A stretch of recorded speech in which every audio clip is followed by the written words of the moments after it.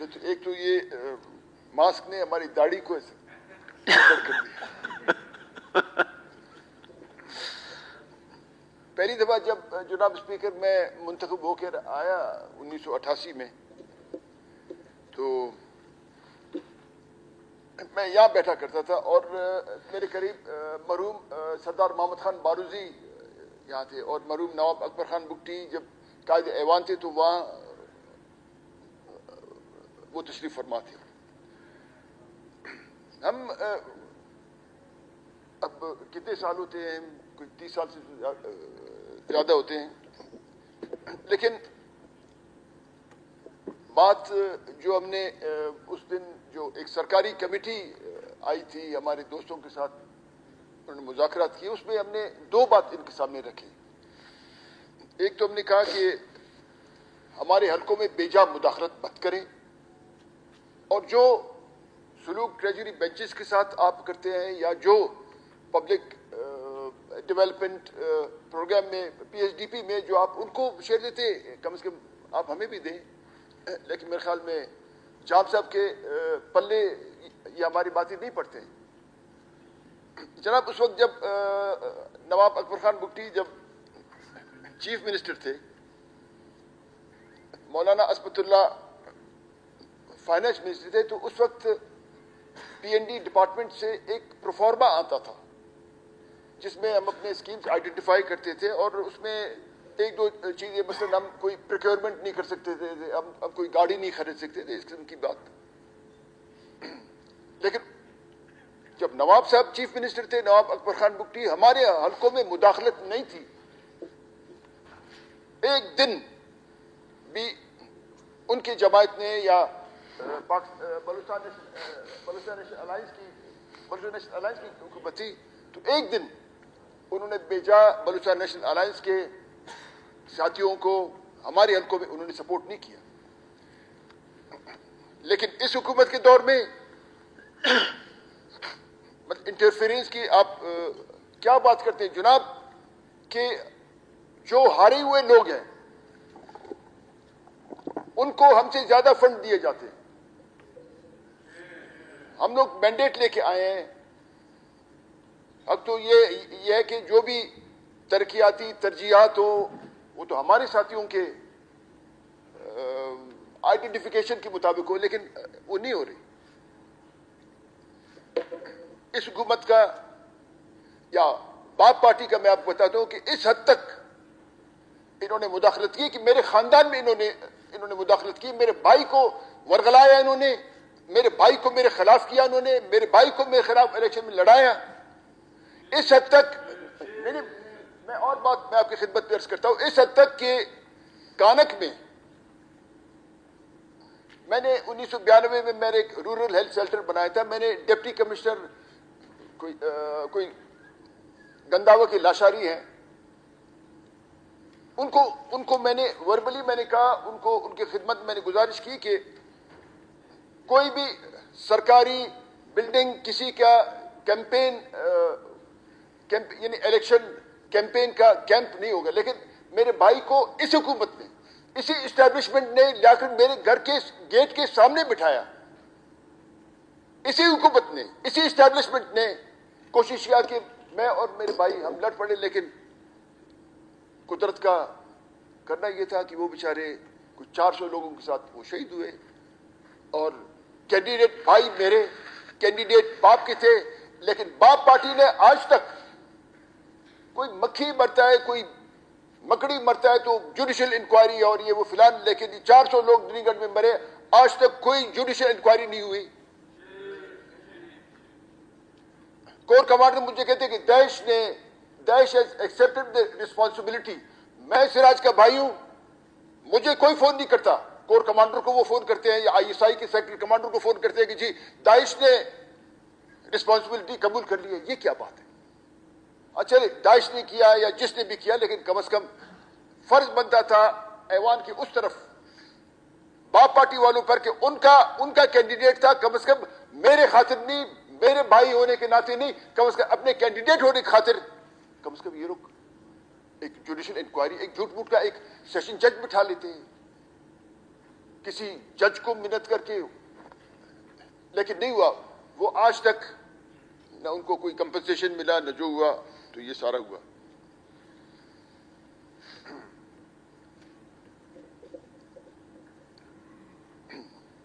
ہم جناب اس فیڈریشن کی بات کرتے ہیں. ہم کہتے ہیں کہ اس فیڈریشن میں اس فیڈریشن میں قومیں بستی ہیں، کیونکہ پاکستان ایک ملٹی نیشنل اسٹیٹ ہے. یہ ایک قوم نہیں ہے. یہاں مختلف بلوچ ہے، پشتون ہے، یا سندھی ہے، پنجابی ہے، گلگتی ہے، بلتی ہے، یا جاموٹ اقوام، اور بھی بہت اقوام رہتے ہیں. تو جب ایک ملٹی نیشنل اسٹیٹ ہوتا تو اس کا انداز اور اس کے گورننس کے لیے بھی آپ کو، یعنی یونٹری فارم آف گورنمنٹ کے ساتھ آپ ملٹی نیشنل ایک فیڈریشن کو آپ نہیں چلا سکتے.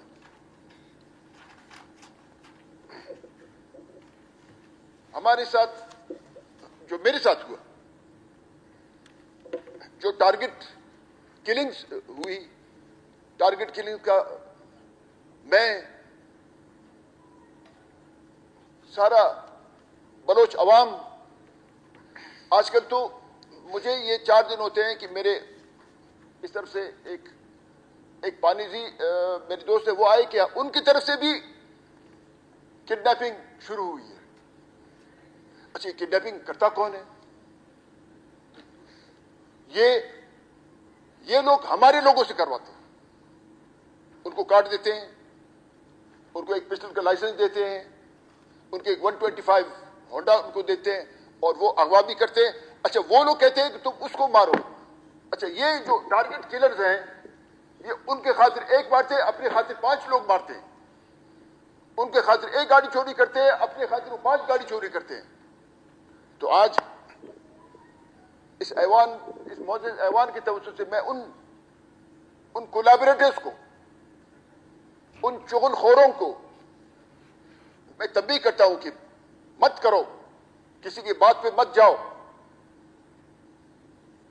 کیونکہ جو حرکتیں ہو رہی ہیں اس فیڈریشن کو یہ لوگ نقصان پہنچا رہے ہیں. آپ دیکھتے ہیں کہ 73 72 74 سال سے کتنے آئین بنے، کانسٹیٹیوشنل پروویژنل آرڈر اور کوئی 73 کا آئین، 58 کا آئین، پتہ نہیں کتنے آئین آئے، اور آج تک کوئی حکمران، کوئی بھی جو اسلام آباد میں یہ بڑے بڑے کرسیوں پہ بیٹھا ہے، آج بھی وہ 18ویں ترمیم کے خلاف بات کرتا ہے. عمران خان آج بھی وہ نیشنل فائنانس کمیشن کا جو فارمولا ہے ہم نے ایوالو کیا تھا، 7th NFC کا جو ایوارڈ آیا تھا، آج وہ اس کو بھی گڑبڑ کرنا چاہتے ہیں. یعنی یہ میں کہتا ہوں، دس از کانسٹیٹیوشنل ڈس اوبیڈینس. یہ نہیں ہونا چاہیے. آخر اس فیڈریشن کو چلانے کے لیے جب تک آپ یہاں جو بسنے والے قومیں ہیں، جب تک آپ ان کو اعتماد میں نہیں لیں گے، جب تک آپ ان کے حقوق کا تحفظ نہیں کریں گے، جب آپ ان کو یہ احساس دیں گے کہ تم بھی اس فیڈریشن کا حصہ ہو، تو معاملات ٹھیک ہو سکتے ہیں. لیکن اگر آپ سمجھیں گے کہ یہ غدار ہے، وہ غدار ہے، وہ غدار ہے، تو یہ ٹھپا آپ مہربانی کریے، ٹھپا آپ اپنے پاس رکھیں. آپ سب کو تو ٹھپا لگا کہ آپ غدار نہیں بنا سکتے. نہیں، we are for the federation. ہم کہتے ہیں کہ یہ فیڈریشن رہے. اس فیڈریشن میں قوموں کو حقوق ان کو ملے،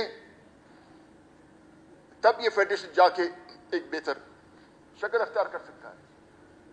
ٹارگٹ کلنگ میں بھی ٹارگٹ کلرز سے متاثر ہوا ہوں جناب. 1987 میں جب بولان ویر، جب آپ سبھی جائیں گے تو بولان ویر ریسٹ ہاؤس ہے، اور یہ ریسٹ ہاؤس کے بالکل قریب ہمیں ایمبوش کیا گیا اور ہمیں نشانہ بنایا گیا. جناب اسپیکر، جب یہ فائرنگ مارنگ بند ہوئی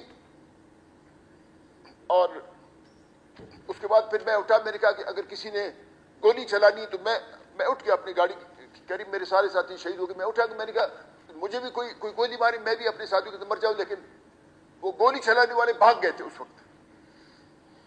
اور جناب اسپیکر, میں نے دیکھا کہ ملیشیا کا ایک سپاہی وہاں ایک کرشر ہے بولان ویر ریسٹ ہاؤس کے قریب.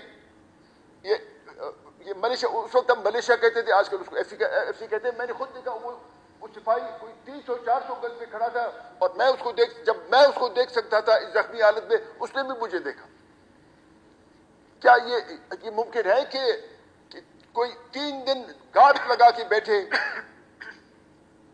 اور ملیشیا کا کرش پلانٹ وہاں بولان ویر ریسٹ ہاؤس کے بالکل قریب ہو اور ان کو پتہ نہ لگے؟ جناب یہ بھی ایک ٹارگٹ کلنگ کا ایک بہت بھیانک واقعہ ہے. دوسرا بات, ایک دن ہمارے رئیسانی اور مفتی ہمارے پیشیاں ہوتی تھی عدالت میں. بدقسمت افسوسناک واقعہ ہوا تھا. تو ایک دن اچھا, جب بھی ہمارے لوگ پیشی میں جائیں, اتنی ایمبولینس 3-4 لاش لائے. پولیس والے کا فون ہے کہ اس کی جیب میں شناخت کارڈ ہے, یار محمد اس کا نام ہے, ریسانی لکھا ہوا ہے. پھر اس کے بعد ایک دن امانہ کنڈرانی جو اس وقت جمہوری وطن پارٹی کے انفارمیشن سیکرٹری تھے, ان کے ذریعے تحصیلدار غلام رسول پیغام لے کے آئی میرے پاس. نواب اکبر خان بگٹی مرحوم کا پیغام لکھا ہے کہ ہمارے لوگوں کو کون جاؤ ریسانی کہ نواب سے پوچھو کہ ہمارے لوگوں کو کون مار رہا ہے. اور ظاہر ہے جس طرح نواب صاحب مرحوم کا پیغام آیا تو ہم بھی اسی وسوسے میں تھے کہ ہمارے لوگوں کو کون قتل. جب بھی ہم پیشی میں جاتے ہیں ہماری 3-4 لاشیں آتی ہیں. آخر اس دوران کوئی 40-45 1 مہینہ 2 مہینہ لگا. آخر میرے اور نواب اکبر خان بگٹی مرحوم کے درمیان میں یہ طے پایا کہ ہمارے لوگ آج کے بعد پیشی میں نہیں جائیں گے. اور جس دن ہم پیشی میں جانا ہمارے لوگوں نے, کیونکہ ہم نے طے کیا کہ پیشی میں نہیں جائیں گے, جو بھی عدالت نے کرنا کرے. اس کے بعد یہ ٹارگٹ کلنگ سے ہم بچ گئے. اور آج بھی ٹارگٹ کلرز کرواتے وہ اور کرواتے ہمارے لوگوں کے ہاتھوں سے. اس کا تدارک نہ میں کر سکتا ہوں, نہ جام کمال کر سکتا ہے, نہ ضیاء کر سکتا ہے. اس کا تدارک ہم سب ایک معاشرے کی حیثیت سے, ایک قوم کی حیثیت سے, یہاں بسنے والے لوگوں کے مفاد میں یہ ٹارگٹ کلنگ کو ہم ہی بند کر سکتے ہیں. اور ان کا محاسبہ ہم نے کرنا ہے. اور اگر یہ ٹارگٹ کلرز کو ہم نے اس طرح آزاد ہم نے چھوڑا, یہ کسی عزت دار آدمی کو یہ نہیں چھوڑے گی. اور ہمیشہ اور جناب ایک بڑا دلچسپ گناہگار میں ہوں, غلطیاں مجھ سے سرزد ہوئی ہیں. یہ سرکار جب امیر الملک مینگل گورنر تھے اور جنرل عبد القادر کور کمانڈر تھے, میرے گاؤں کو یہ 2001 کوئی 16 جنوری تھی یا کوئی ایگزیکٹلی مجھے ڈیٹ پتہ نہیں ہے, میرے گاؤں کو بلڈوز کیا انہوں نے. گناہگار میں ہوں. میرے گاؤں کی در و دیوار نے کیا گناہ کیا تھا, اور وہ تقریباً کوئی 20-25-27 سال وہ سرکار کے قبضے میں تھا. تو جب یہ سارے جو باتیں میں نے آپ کی خدمت میں بتائیں, یہ اس پہ اس معزز ایوان سے بیٹھے باہر پولیٹیکل ورکروں کو, پولیٹیکل لیڈرشپ کو سوچنا چاہیے کہ مطلب یہ تو میری مثال, میں نہیں کہتا ہوں کہ جو میرے ساتھ ہوا ہے وہ مجھ سے ہمدردی کی نہیں. ہمیں ہمدردی ہر اس شخص سے ہے جو اس ریاست کے ایجنسیوں کے ہاتھوں وہ بے عزت ہوئے ہیں, ان کا قتل و غارت گری ہوا ہے, ان کو اغوا کیا. آج بھی ہمارے بہت سے لوگ گم ہیں 12 سال 13 سال سے. ایک ریسانی کا قصہ کرتا ہوں کہ اس کو اٹھا لیا گیا. وہ کہتا ہے جب پہلے مجھے لے گئے تو پہلے مجھے کہا کہ کپڑے اتارو. میں نے کپڑے اتارے. اس کے بعد الیکٹرک ریزر کا اس نے کہا کوئی ایسی بیچ آواز آئے تو میں نے اس کہا کہ یہ شاید الیکٹرک ریزر ہوگا. کہتے انہوں نے شیو کیا. پھر مجھے ایک کھولی میں مجھے گھسایا. کہتے وہاں جب کپڑے ہمارے نہیں تھے, کہتے میری آنکھ بندی ہوئی تھی. جب میں گیا تو وہاں بھی بہت لوگ تھے, پسینے کی بوئی تھی, ایسے گرم, ایسا ہیومیڈ اور ایسا اسٹکی جیسا. بعد میں جب اس کو چھوڑ دیا تو یہ رسانی بھی آج بڑھتی ہے ان کے ٹارگٹ کلر میں سے، لوگوں کو لے جا کر بلیک میل کرتے ہیں اور اس طرح کرتے ہیں. بہت سی چیزیں اس قسم کی ہیں کہ ہمیں اس معاشرے کو ابتری کے طرف جانے سے ہم نے روکنا ہے. آج ہم نے جام کمال کی خدمت میں ہم نے کل گزارش کی تھی، وہ آئے تو اتنے لاپرواہ ہیں وہ نہیں آتے. آپ سب دیکھیں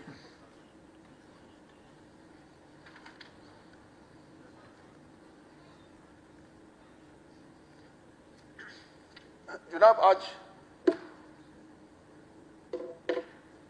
جب میں اپنے گاؤں جاتا ہوں، کانک جاتا ہوں، یا اکثر میں کانک جاتا ہوں تو وہاں ایف سی کا چیک پوسٹ ہے کانک کراس پہ، مجھ پوچھتے کہ آپ کا نام تو اسلم رسانی.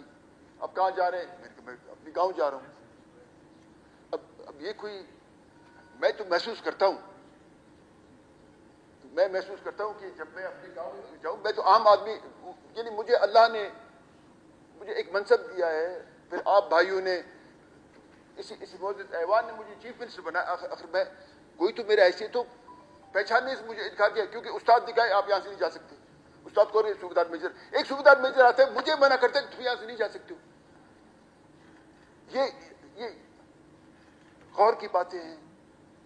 ان ساری باتوں سے انسان ناراض ہوتا ہے، اور ظاہر ہے اگر کوئی ناراض نہ ہو تو اس کا مطلب پھر وہ مطلب یہاں سے وہ خالی ہوگا.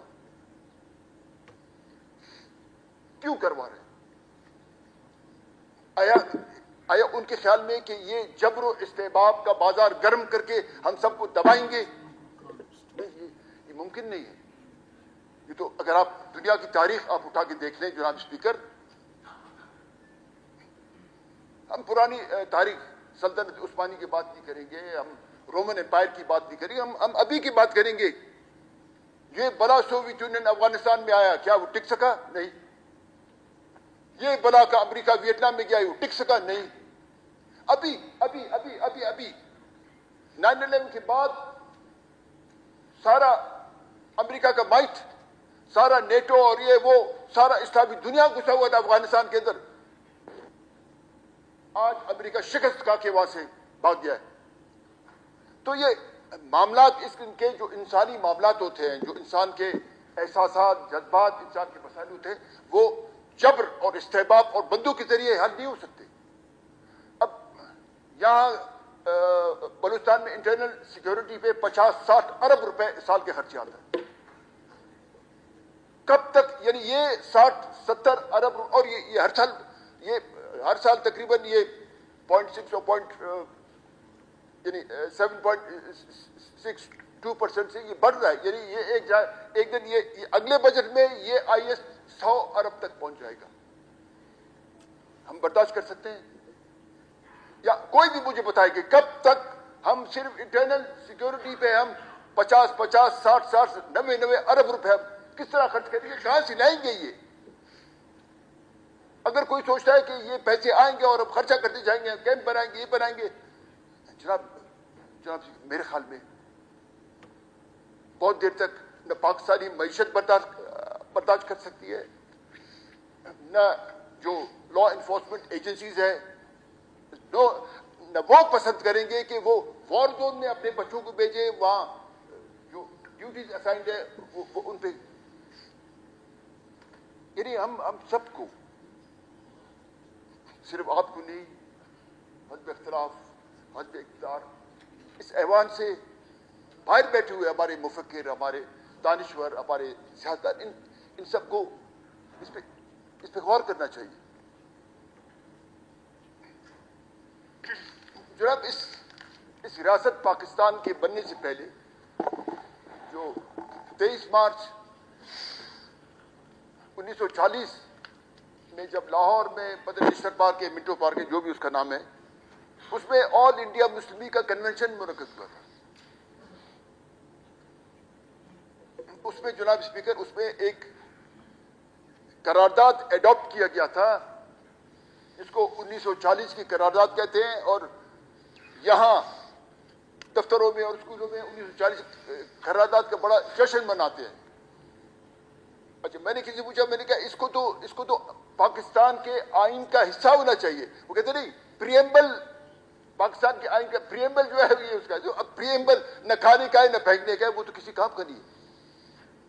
اب 1940 کا قرارداد میرے باپ کی صدارت میں پاس نہیں ہوا, یہ خان عبد الغفار خان کی صدارت میں پاس نہیں ہوا, یہ میر غوث بخش بزنجو کے یا سلطنت طاولہ کے نواب خیر بخش مری کے صدارت میں پاس نہیں ہوا. یہ تو محمد علی جناح کے صدارت میں 1940 کا قرارداد آل انڈیا مسلم لیگ نے پاس کیا.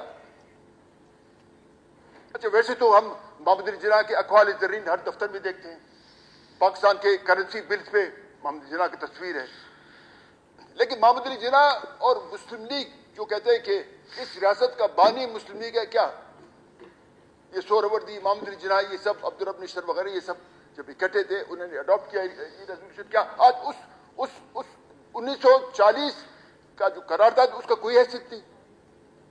اگر 1940 کا قرارداد کا کوئی حیثیت نہیں, چلے ٹھیک ہے, یہ ایک اہم دستاویز کی میں بات کر رہا ہوں. دوسرا دستاویز جناب اسپیکر, خان آمدر خان اور محمد علی جناح کے درمیان میں ایک اسٹینڈ اسٹل ایگریمنٹ ہوئی تھی, جس میں محمد علی جناح نے ہمارے خان آمدر خان مرحوم کا سوورینٹی کو تسلیم کیا ہے. محمد علی جناح اور خان صاحب کے دستخطیں ہیں اس ڈاکیومنٹ پہ, کہاں گیا؟ ہم بات کرتے کہ ٹائم بارڈ ہو گیا ہے. کس طرح, یعنی پولیٹیکل ڈاکیومنٹس کبھی ٹائم بارڈ نہیں ہوتے. یہ کوئی جائیداد کا کوئی تنازع نہیں ہے, یا کوئی اسکول کا داخلہ نہیں ہے, یا کوئی یونیورسٹی کا وہ نہیں ہے کہ میں نے لیٹ فیس جمع کرایا ٹائم بارڈ ہو گیا, نہیں. یہ تو دیز آر پولیٹیکل ڈاکیومنٹس. آج بھی میں کہتا ہوں کہ we have to save this federation. اس فیڈریشن کو ہم نے بچانا ہے. یہ 73 کا آئین کوئی حرف آخر نہیں ہے. اگر کوئی کہتا ہے کہ جی 73 کے آئین کی بات مت کرو, فلانا خان ناراض ہو گیا, ایک دفعہ ہزار بار ناراض ہوں. یہ بتاؤ کہ اگر اس فیڈریشن کو کچھ ہوتا ہے, پھر اس طرح ہم یہاں بیٹھ کے کیمرے آپ اور یہ سب بیٹھ کے اس طرح ہمیں نہیں سن رہے ہوں گے, یا اتنا فساد ہوگا کہ آپ کے تصور سے بھی زیادہ کھانے. آج پاکستان کی فوج کے پاس کتنے موجود ہیں؟ 10 لاکھ 20 لاکھ. لیکن یہ جو اتنی بڑی جنگ افغانستان کے سرزمین پہ لڑی گئی, کتنا آپ سب اندازہ رکھیں کتنا اسلحہ آیا ہے ادھر. 2 کروڑ 3 کروڑ 4 کروڑ تو کلاشنکوف تو ہوں گے. اگر یہ لوگ بگڑ جائیں اور یہ اٹھ جائے, ان کو کون روکے؟ میں روکوں گا, آپ روکیں گے؟ اس کا کوئی میرے خیال میں اس خانہ جنگی کو روکنے والا کوئی بھی نہیں ہوگا. اسی لیے میں کہتا ہوں کہ اس فیڈریشن میں قوموں کے حقوق کو تسلیم کرنا چاہیے. 2 ڈاکیومنٹس کا ابھی میں نے ذکر کیا, ایک 1940 کی قرارداد, اور دوسرا میں نے خان آمدر خان اور محمد علی جناح میں جو ایگریمنٹ ہوئی تھی, اسٹینڈ اسٹل ایگریمنٹ. یہ 2 اہم ڈاکیومنٹس ہیں. میرے نظر میں کوئی ٹھام بائٹ نہیں ہوا, نہ وہ مسلم لیگ کا جو اڈاپٹ کیا ہے ریزولوشن, نہ یہ جو اسٹینڈ اسٹل ایگریمنٹ, دونوں ٹائم بائٹ نہیں ہوا. میں کہتا ہوں آج بھی دونوں دستاویز ہیں. چلیے ٹھیک ہے, اگر یہ ٹائم بارڈ ہوا, آپ ایک نیا کانسٹیٹیوشنل سٹرکچر اگر آپ دینا چاہتے ہیں, میرے نظر میں یہ ہے کہ فیڈریشن کے پاس 3 فنکشنز ہو: مانیٹری سسٹم یعنی کرنسی, ڈیفنس اور فورن افیئرس. اور ایک اور اہم بات کہ the majority will rule. Majority کا مطلب نہیں ہے کہ یعنی قومی اسمبلی میں جس قومی وحدت سے زیادہ ایم این اے منتخب ہوں گے وہ رول کرے, نہیں. دا میجورٹی یعنی فیڈریٹنگ یونٹ آف بلوچستان کا جو میجورٹی ہوگا, it will be equal to the majority of Punjab and Pakhtunkhwa and Sindh. Majority will role.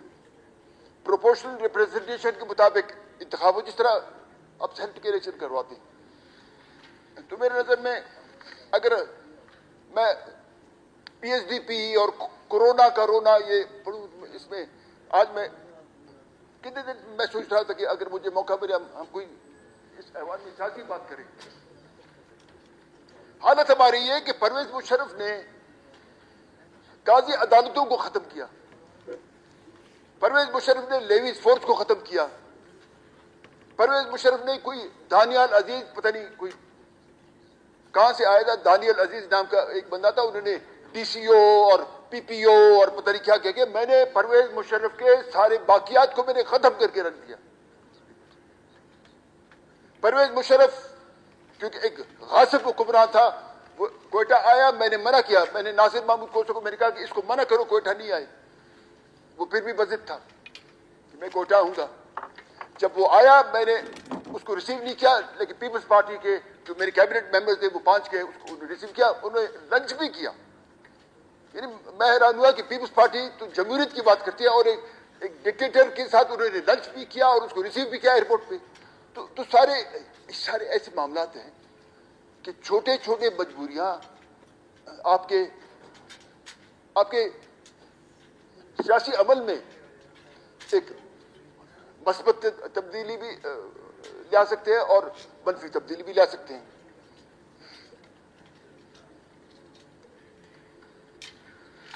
نواب صاحب بجٹ پہ آ جائیں. یہ سب بجٹ کا حصہ ہے جناب. اور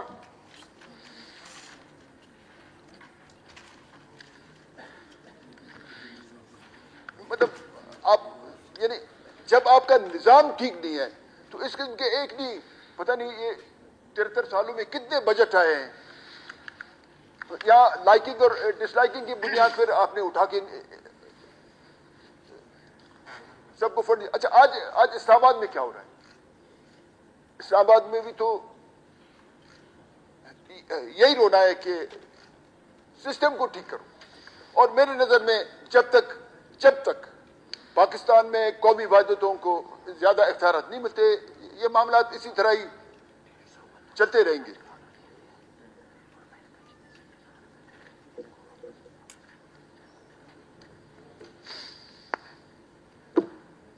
ہم نے جناب ہمارے بہت سے دوست ایوان کی اس طرف بیٹھے ہوئے ہیں، ہم سب ایک حکومت کے ساتھ ہیں جناب. ہم نے اپنے گوادر کو، میرا ایک نظریہ تھا کہ گوادر کو میں ونٹر کیپٹل ڈکلیئر کروں، یعنی کوئٹہ بلوچستان کے کیپٹل ہے اور سسٹر کیپٹل گوادر ہو، تاکہ مجھے خدشات تھے کہ یہ ایک دن گوادر کو قبضہ کریں گے اور یہی ہوا. میرے بعد جو حکومتیں بنی انہوں نے ایک دن گوارا نہیں کیا کہ اس طرح وہ جو دفتر میں نے سنگار ہاؤس اسکیم میں چیف منسٹر سیکریٹری نے بنایا تھا، ایک دن وہ اس میں جا کر نہیں بیٹھے. اور آج گوادر ہم سب سے پھسل کر جا رہے ہیں، کسی اور کے ہاتھ میں جا رہے ہیں.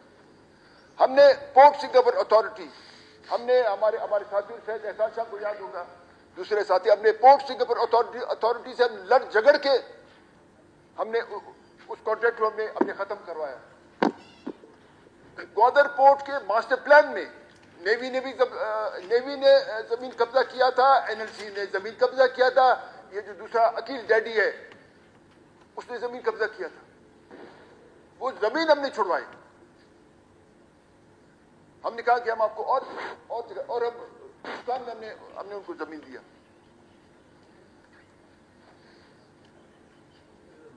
جناب اگر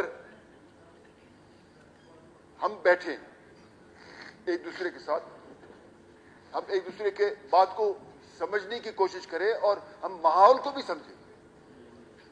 آج میں سمجھتا ہوں کہ اس ملک میں خانہ جنگی ہو رہی ہے. اب بلوچستان میں دیکھیں ہر دن آئے دن ہم دیکھتے ہیں 1-2 واردات 3 واردات ڈیلی ہوتے ہیں. ہم اس طرف پشتون بھائیوں کے علاقے میں ہم دیکھتے ہیں وہاں بھی یہ ہو رہا ہے. سندھ میں دیکھتے ہیں ابھی کوئی 3 دن پہلے کوئی بس شدہ 3-4 لاشیں ملی ہیں. سندھ میں بھی رینجز پہ حملہ ہو رہا ہے. تو یہ کیا یہ خانہ جنگی نہیں ہے اور کیا ہے جناب؟ اور سب جانتے ہیں جو اسلام آباد میں بیٹھے ہیں، جو یہاں بیٹھے ہیں، جو سب جانتے ہیں کہ ان سب مسائل کا حل بات چیت کے بغیر نہیں ہو سکتا. اور بات چیت بھی یہ ہے کہ نہیں کسی کی بالادستی والی بات چیت نہیں ہوگی، نہیں برابری کی بنیاد پر آپ بیٹھیں، آپ بات سنیں. اس ملک کو آپ نے ٹھیک کرنا ہے، آپ اس ملک کو ٹھیک کریں. یعنی نہ آپ 1940 کے قرارداد کو آپ مانتے ہیں، نہ خان احمد یار خان مرحوم کا جو محمد جناح کے ساتھ جو اسٹینشل ایگریمنٹ ہوتا ہے، نہ آپ اس کو مانتے ہیں، تو ہٹا دیں یہ تصویریں محمد جناح بیچارے کو کیوں اتنا آپ نے اس کی تصویریں رکھی؟ اور اگر محمد علی جناح آپ کو اتنا پیارا ہے تو محمد علی جناح کے دستخطوں پہ عمل درآمد ہونا چاہیے. پاکستان کو ایک نیا عمرانی معاہدے کی ضرورت ہے. اور جناب اسپیکر، یہ جو میں کہتا ہوں یہ کہ 3 فنکشنز فیڈرل گورنمنٹ کے پاس ہو، یہ آج میں اکیلا یہ بات کرتا ہوں.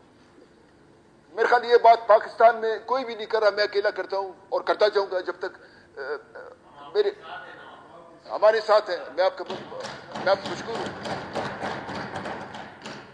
کیونکہ ہم یعنی یہ جو میں نے کہا کہ فیڈریشن کے پاس کم اختیارات اور قومی وحدتوں کے پاس زیادہ اختیارات، تو جناب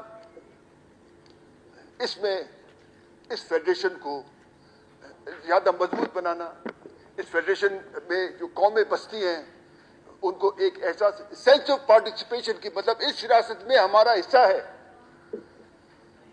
اور اگر جو روش چل رہی ہے اس پہ میرے خیال میں کوئی بھی خوش نہیں ہے. میں جاتا ہوں قاضی عدالت، جناب میں جاتا ہوں قاضی عدالت، میں وہاں سے ایک ڈگری لے کر آتا ہوں، انگریزی عدالت اس کو توڑ دیتی ہے، اس کو سیٹلائز کرتی ہے. یہ کیا؟ اللہ کا قانون سب سے بڑا ہے. یہاں قاضی عدالت سے، مجلس شورا سے بہت سے فیصلے، آپ پوچھیں اپنے وکلاء سے، بہت سے فیصلے آئے ہیں، لیکن یہاں سول کورٹ نے اس کو سیٹلائز کر دیا. اللہ کے قانون سے کوئی بڑا میرے نظر میں قانون نہیں. شریعہ از سپریم لا. ہم نے وہ جو مشرف نے 6 قاضی عدالتیں ختم کی تھی، جس نے میں نے سب بحال میں، اور ابھی بھی میں چاہتا ہوں کہ شریعت کی عدالتیں ہوں، عوام کو انصاف ملے. اور اگر کوئی بیرون دنیا میں کہتا ہے کہ یہ قانون کچھ سخت ہے، جو بھی اللہ کا قانون ہے ہمیں قبول ہے. جناب اسپیکر، پانی کا مسئلہ، اکبر جان نے پانی کا مسئلہ کہا. جناب اب ایک تو بہتر ٹاؤن پلاننگ، پانی کا بہتر استعمال، واٹر ریسائکلنگ. اب اس وقت ہم نے ACS PND بیٹھے ہوئے، اس وقت ہم نے کوئٹہ میں 2 ریسائکلنگ پلانٹ میرے خیال میں ہم نے بنائے تھے، لیکن وہ ایسے ہی وہ پڑے ہوئے، کوئی ان کو استعمال نہیں کرتا. ہم صرف کوشش کرتے ہیں کہ اپنے حلقوں میں کوئی نالی. اچھا، ایک دن میں نے واٹس ایپ پر 50 کروڑ کے ٹفٹائل لگائے ہیں. میری ضرور سے آپ دیکھیں، 50 کروڑ کے ٹفٹائل لگائے ہیں. کہاں لگائے ہیں؟ میرا سر گنجا ہے، میرا ادھر تو آپ کو ایک ٹائل بھی نظر نہیں آئے گا.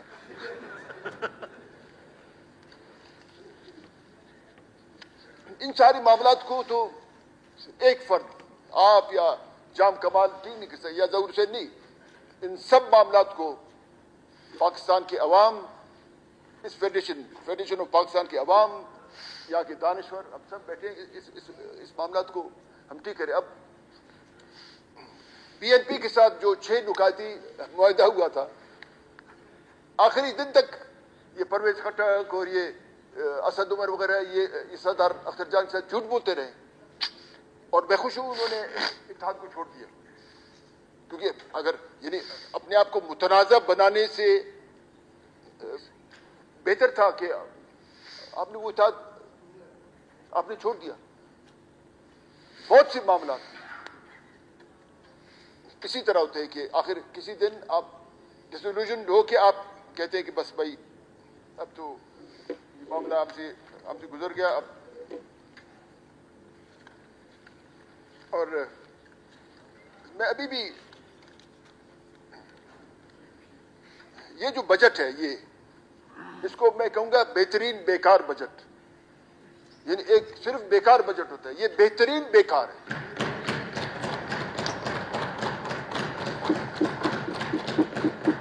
فارسی کا ایک شعر سے میں کوئی تقریر والا، میں کب سے لگاتا ہوں تقریر والا آدمی ہوں، لیکن فارسی کا آخر میں ایک شعر سناؤں گا. جناب اسپیکر، یہ بڑا اس میں اپنا فلسفہ ہے.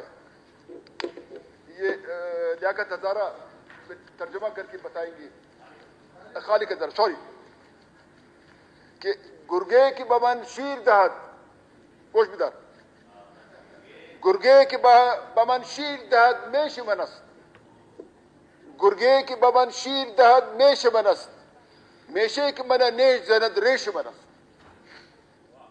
شکریہ جناب اسپیکر.